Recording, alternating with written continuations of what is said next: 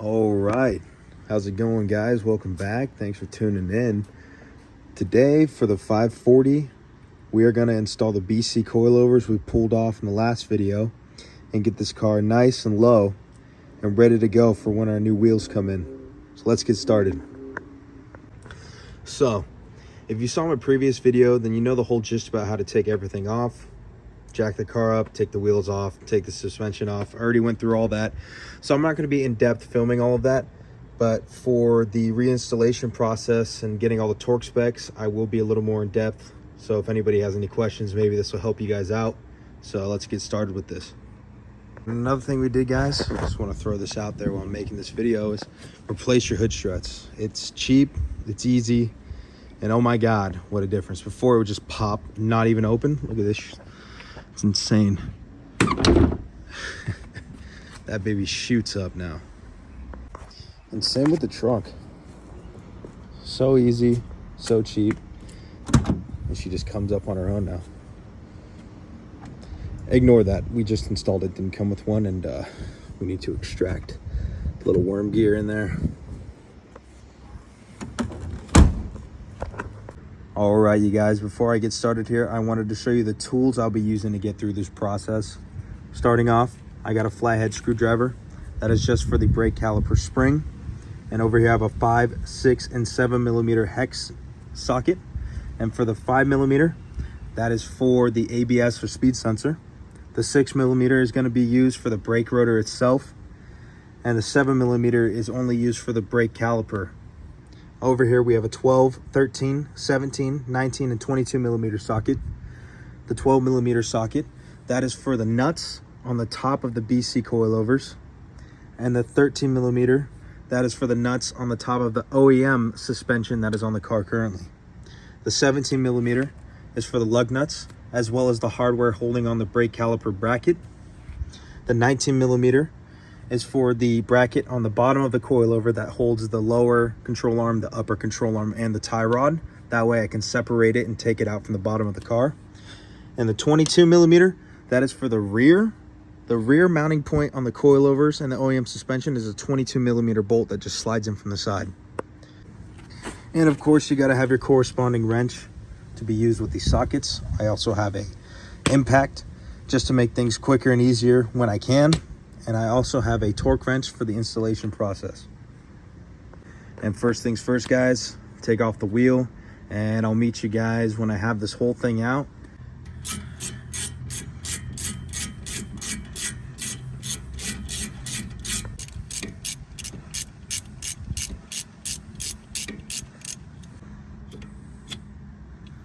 There we go. All right, guys, I was mistaken. These brake caliper bracket bolts are actually 19 millimeter.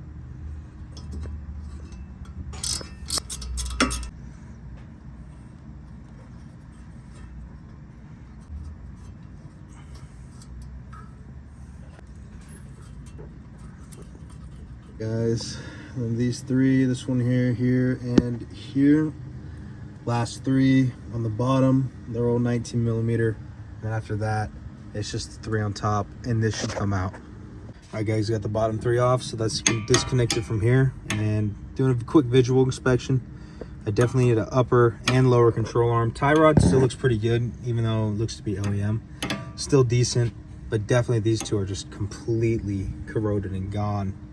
But next, I need to take out the...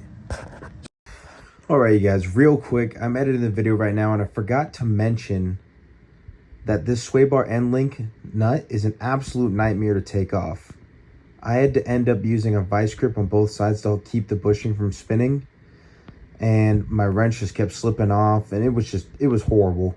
But just so you guys know, just have a way to keep the bushing from spinning, and it will come off eventually. It is painful, but it's the only way, at least the only way I could do it. All right, back to the video. Sway bar end link, 17 millimeter right here. Pop her out. I already took out these two wires, one for the brake wear and one for the ABS sensor. And then just the 3 top nuts, and it should come out. All right, guys, everything's out below. Now up here, all we have are these 3 13 millimeter bolts, nuts, and it'll drop right out. You can see it just came right out. There's OEM versus BC coilovers. All right, guys, so we got the coilover in, starting with the top. These 3 top bolts. They're just torqued to 16 foot-pounds. Remember, it's the 12 millimeter socket.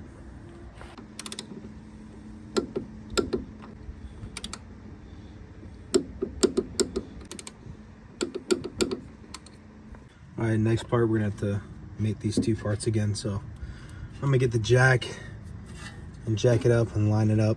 I'm not gonna be able to record this part, but I'll show you guys after once I have the bolts hand threaded in, and then we'll go over the torque numbers. All right, guys, turned out I didn't even need the jack. Me and my brother just manhandled this knuckle right here and lined it up. Now I just gotta finish driving it in, and then I'm gonna torque it down to 81 foot-pounds. All right, so I got this part torqued up. Started running the wires back into their brackets, and then on the back I put the ABS sensor back in.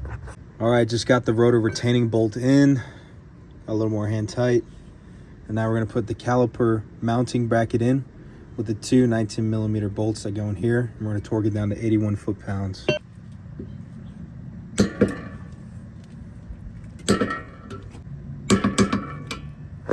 All right, now all that we got left is just the caliper and the sway bar end link. So we got a 17 mil, about hand tight, and then the caliper hardware, just a little more than hand tight as well, nothing crazy.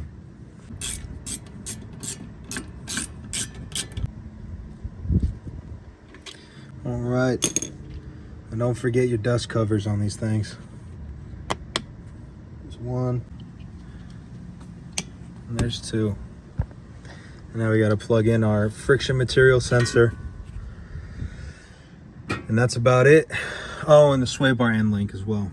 As you can see, it's going to be real fun to try to get in that hole. All right, guys, for the rear, unfortunately, you have to remove the whole rear seat. That way you can lift up this deck lid to get to the sound deadening. And then under the sound deadening is where the top hats of the suspension sit for the rear. So to do that, the rear bench seat just pops out, and then you got a couple 10 mils, I believe. Some of them are plastic, some of them are metal.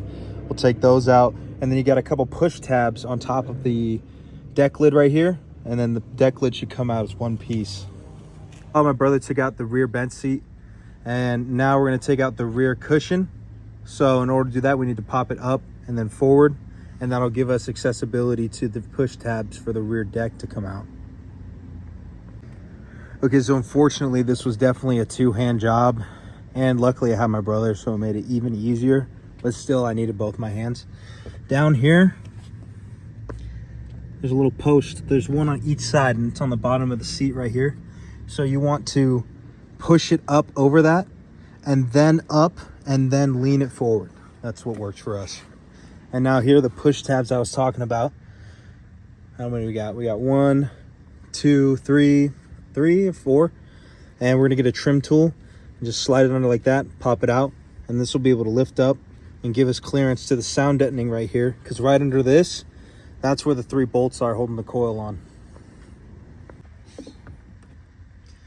That's what happens when we don't have trim tools. Well, we have 1 casualty, and that was my fault. So I'm just gonna let him do the rest, because I don't think brute force is the answer. All right, guys, we got the rear deck lid off after breaking 2 tabs, and losing 1. But another thing I didn't know is you have to push in these C-pillars to get out of the way, so you can pop up the front, slide it forward. Don't stress about it too much. It's old, 30, 40-year-old plastic and thin wood and fabric, so it might break, it might not. You might get it dirty, the dial come off, but don't stress too much. Just do your best to keep it in one piece if you can. And if you have a parchment interior like we do, luckily it's cheap to replace if worst case happens. Right here, these bulges, That's where the hardware is housed for the top. So we lift this up, you can see right here. And then there's a third one back here. Now, no matter what you do, you're pretty much gonna have to rip it right here. And it's gonna rip a little right here. Doesn't feel right, doesn't feel good, but it's just what you have to do. No one's gonna see it. It's not gonna change the way the car drives or sounds. So it's not that big of a deal, but it does suck. All right, guys, so this is what it looks like. It's all fucking torn up, but it's okay. I got this front one done. Now I need to take this one and this one out. It's really not that bad once you get it ripped up a little bit. There's plenty of room, but just a fair warning, it does suck. Okay, guys, only successfully got one out. Got all three. They're all out, but these two fell into an abyss somewhere, and I don't want them to rattle, so I'm gonna try to look for them. So just be mindful. And they fell in like this area, so I'm gonna try to look and I'll update you guys. All right, guys, I actually found it. It's right here. There's like a lip right there, and there's another one right here under that lip. All right, guys, just got the top 3 bolts out. Now we got to get this bottom 22 millimeter out. Just a heads up, when you guys install the coilovers, it's going to be significantly shorter than the OEM ones. So you're going to want to bolt it on from the bottom first and then push this up with the jack and then bolt it on top. Because if you put this on and don't tighten it all the way down and then put this on top, this bolt is going to be up here and there's no way you can get a wrench back there. All right, guys, little update. Just got it out. Hella fucking spiders and spider webs and spider eggs. Yummy. But a problem we're running to is this lip right here was sitting on top of the mounting hole. So it was like insane to get out. It was not moving. There's a rubber cap too on top that we took off because we thought that was it, but it wasn't. So the key that we found, because we tried levering it, moving it, shifting it and everything, I just twisted it and it just rolled itself into place and fell right out. So if you guys run into that problem, hopefully that helps. Now for the coilovers that we're gonna be putting in, like I said, we're gonna hold it right here and then line it up with this hole. I'm gonna get it in, I'm gonna torque it down. Torque it down and then push this mama up, get it in there, and then torque it up and we'll be good to go. All right, guys. So there's a long side and a short side. I mean, this one comes with an arrow, but I was gonna say make sure to put that long side inside of here. There's like a little, it fits in like a grommet, and then you put the bolt in.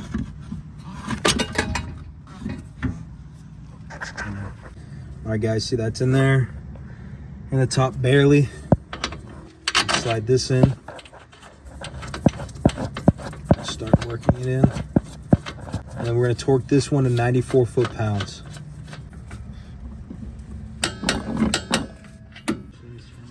All right, guys, for this last 3, just 12 millimeters and 16 foot-pounds, so a little bit more than hand tight. So I'm not gonna use the torque wrench on these rear ones. You'll be good.